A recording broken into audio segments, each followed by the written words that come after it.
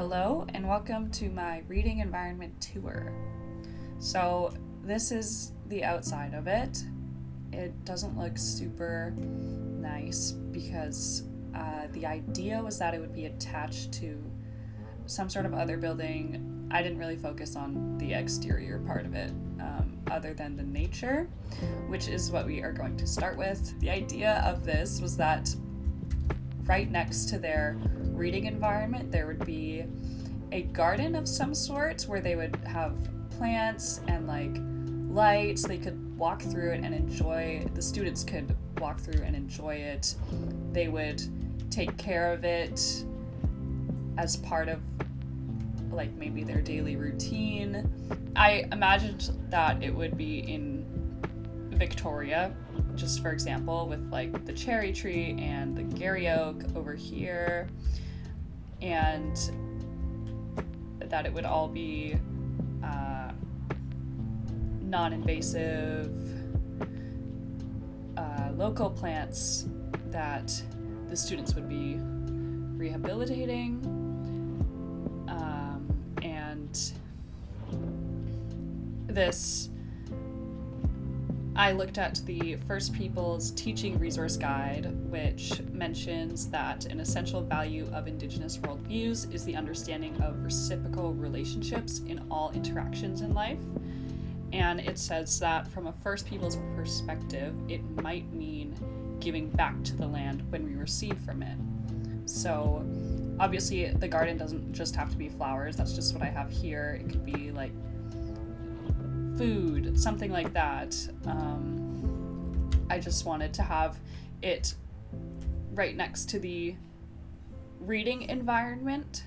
So the idea is we are using the land as a reading environment, but we are also giving back to the land by taking care of its natural resources. And in my other journal, developing outdoor campus space for teaching and learning, it reviews a bunch of different articles, and one of them from Addas et al.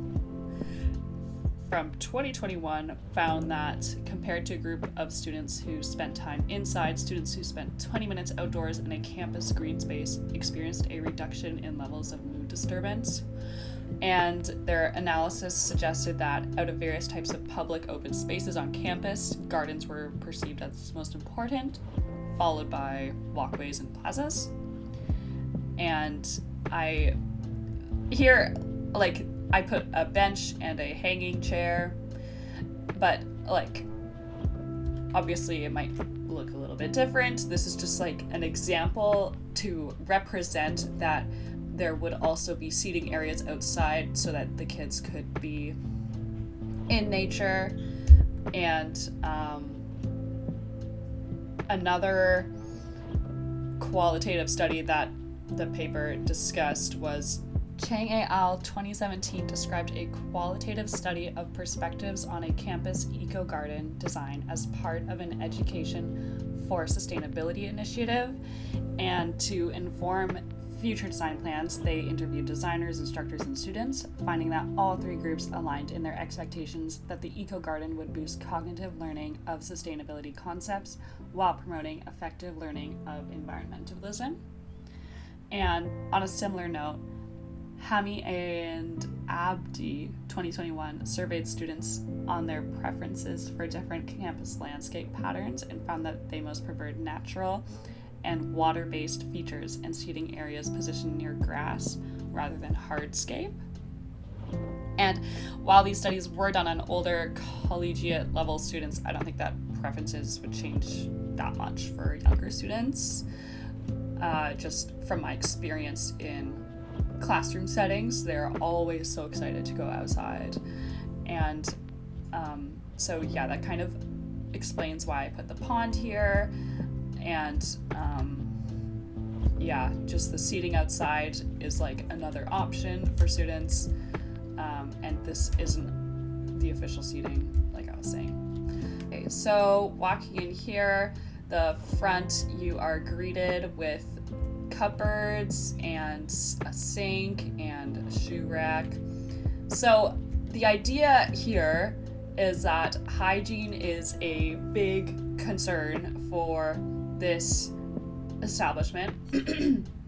Being in a reading environment such as this, it is designed to have students, relax, not in a standard table situation, like desk rows situation that we are normally used to. So we have hygiene protocols and procedures in place to make sure that the spread of lice and that sicknesses are at a minimum. And so that's what this shoe rack is here. We have like an indoor and outdoor shoe kind of idea, and like a wash your hands right when you come in and like when you leave. And I put up like their gardening tools, and this is obviously where they would store like their jackets, whatever. And yeah, so with the lice, I think in a reading environment like this, it would be very useful to have regular lice checks. And again, this isn't like this doesn't have to be like a classroom. This is just a design for a general reading environment that could be, say, in a school, or it could be its own independent reading like structure or something like that, where maybe multiple kids are coming in every day and using the space, and we just wouldn't want lice to be a problem. I know that in my elementary experience there was a big lice problem. So and then, okay, so this board right here just says food on it, but in the real setting it would be like a rule board, because what we are discussing in one of our other classes is that rules are essential for effective teachers, and that effective teachers had a plan in place to establish classroom rules and routines and allocated extra time in class to discussing those rules. So these rules would be phrased in a positive manner, reasonable, clear and brief. They would be noticed, and they would be reviewed by other parties. These are all from Glosser. These states about rules, there would be like 4 to 6 of them. And it's just another way it's just a strategy that we would use in this establishment to manage behavior that has been proven to be successful. Okay, so through this archway is the main area for the students.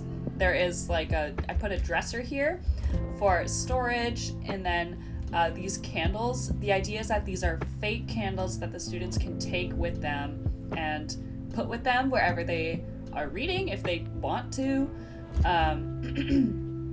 And we have like some plants, and the whole theme here is like under the sea. It's not as under the sea as I had initially planned. I found it difficult to design a space that would work for lots of students but also be themed for under the sea. Like, I didn't want it to only be blue, which is what I'd initially intended. I kind of wanted some diverse decor, I guess. I don't know. I just wanted it to look like still normal but like still be fun. And then I have like a lot of stuffies around here, because I was thinking maybe if the students were too shy to like read to a friend, if they did reading to a friend, they could read to a stuffy instead. And then window seats, I think those are super fun for students because they can be right next to, also there's a lot of pillows, so the students can move them around and like however they like. And the idea is that there would be curtains on these windows, but right now there is not, because I couldn't find curtains that fit with these windows, but they would be like adjustable so that the students can pull them down or up as they please. And then just another sitting area. So in this area, what I like is the soft lighting that I put in here.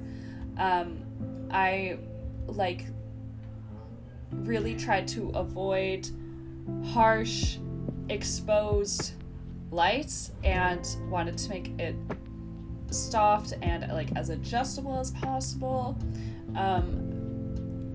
Also, a big focus was making everything child size, which is something that is mentioned in the article from the University of Alberta. Mentioned a list that was compiled by Manning and Lamarca in 2007 that should be considered when making decisions about furniture choices, and it was to think about things being child size and comfortable and aesthetically pleasing, and appealing to furniture that creates enthusiasm.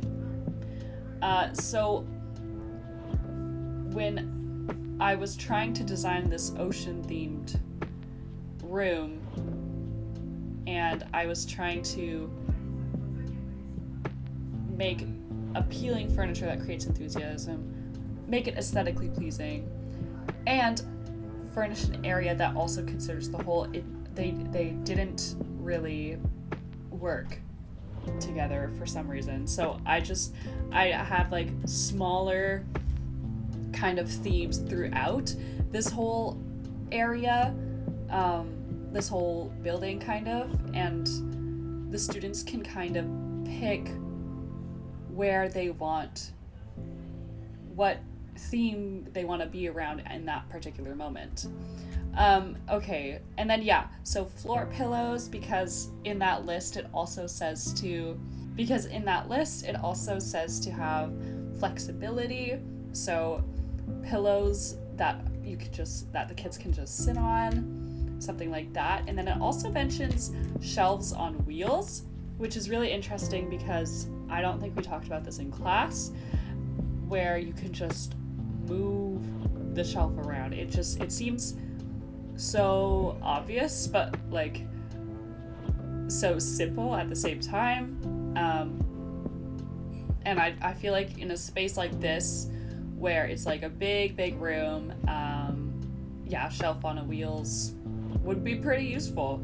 And then also made hanging chairs, which is something else we talked about in class, and book bins. So on that note, right when you come in on the ride, the idea is that each student would have their own bin to pull books from, I guess, that are set to their level.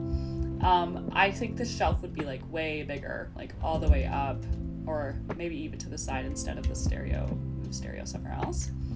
But yeah, so I just wanted to put this here to represent what it would look like in this setting, because if they are able to pull out their own bin, then it's like there isn't any kind of hierarchy where kids are feeling bad about not reading at maybe the same level as their peers.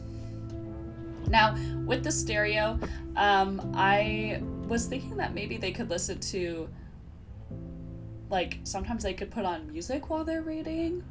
I don't know if we would do that like all the time, or just have like section off time where there's music. I wanted to just include it because in our other class, our 3:30 class, we've been talking about how music can be incorporated in study sessions. Moving into here is what I like to call the fairy corner, but really it's just a corner with a fairy decal on the wall. I just wanted to make this like an area where students could go if they wanted to kind of be away from everything and they wanted to be like kind of more tucked away. And like with the TP2, they could go in here. I kind of imagined this to have like string lights in it, but I couldn't get like a pair, so I was thinking maybe they could like move this pick up this bottle of string lights and move it into there. And obviously we have like floor pillows and a couch here, just lots of carpets too to make it more comfortable. A hanging chair for sensory processing disorder, I believe. It doesn't have to just be that. Like this whole corner, I also like hammocks. I just think that any student would appreciate it. So like having it there for that disorder, but then also like if other students want to use it too, then they have the option to. And again, like more lights, more stuffies, and like lots of like nature. Here in this area, I really wanted them to be able to just lie and look at the nature if they wanted to, like be as close to it as possible, even if it's like maybe a rainy day or a day where it's really cold outside and they can't sit outside, but they can be like really close to outside without having to be outside. And like the carpets here, like I was thinking maybe they could pick them up and move them wherever they wanted to, type of thing, since they are smaller. And then like a couch obviously, and then their blackboard if they wanted to draw. And then I have like this table here, just because like maybe if there was like collaborative work and they wanted to sit at a table, then they could. Since this isn't like really a workspace but more of a reading area, maybe it could be like for their book notes, something like that. Like I just wanted to give the option of having different areas. And in the Alberta paper that I was reading about, it did mention that flexible furniture and unorderly furniture that isn't in the order that you would normally expect it to be, does make for a creative environment and encourages students to be more creative. So like flexible environments, so like for example like the carpets that they can move anywhere they want, the pillows that they can arrange themselves. I think I couldn't find any beanbag chairs to put in here, but I think I would have a beanbag chair in here. And I have a lot of dividers here as well. I tried to include this one with the curtain because I liked how it was adjustable, like the students could move the curtain if they want to. Or like this one, they can fold up easily, like move somewhere else. And so I tried to put as many plants as I could in here, but I feel like if this was a real one, we would have more plants, maybe some plants that the students could help take care of, so that they could foster more of a care for nature. And then over here is the technology and research. So if they wanted to do research, they do have access to a desk where they can. And then I have like an iPad here, or it could be like a Kindle. Maybe they could have a bunch of Kindles, something like that, for the students who like to read digitally. And then, yeah, I wanted to say something about the art. So maybe inviting in a local artist could be pretty cool to support local if it was an actual building in Victoria. Yeah, we walk out. Again, this is not finished at all, not developed at all, but here's the tea corner. So originally I was going to have it inside, and then I was like, okay, if I have a little area outside and it's like a nice day, why not have their tea go outside? So I have their tables here with tea and like little snacks, which such a helpful motivator for reading and really sets a calm and like happy environment. At least that's what I saw in my practicum when we did tea and reading time. The kids were so excited for it. I put a swing set out here for body breaks, just an idea, like maybe. And I think there would be more options for comfortable seating out here. Again, this is only like a little area representing what it could be, but like maybe like a hammock out here would be pretty nice if it was like larger.